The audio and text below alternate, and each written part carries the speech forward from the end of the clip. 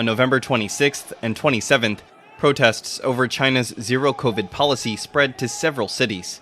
The apartment fire that killed at least 10 on November 24th triggered nationwide protests, with thousands of people joining. This is the most widespread expression of discontent against the ruling Communist Party in decades. Nearly 1,000 people in Toronto and Vancouver, Canada, gathered to hold a vigil for victims who died in the fire. They chanted slogans calling for leader Xi Jinping to step down and liberate China.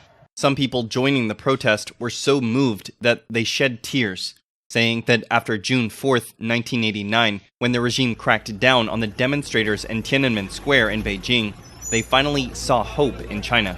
About 500 people gathered at the Vancouver Art Gallery's plaza to protest against the CCP's oppression. A 20-year-old woman read a poem about the Urumqi victims on the square in front of the Vancouver Art Gallery. She recalled the tragedy of the Karamai fire 28 years ago, and noted that many young people might not be aware of the tragedy. She added that the Communist Party has not changed, so young people could witness history being repeated this time. Yu Er from the Northeast took to the street for the first time to protest.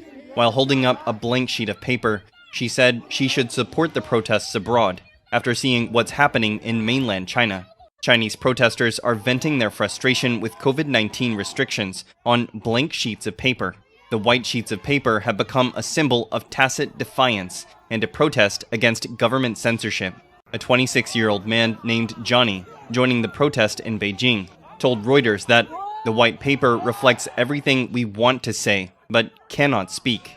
Protesters can be seen from universities and on the streets of major cities. They primarily demanded the country's COVID-related restrictions end, and to be freed from the Communist Party's grip over all aspects of life.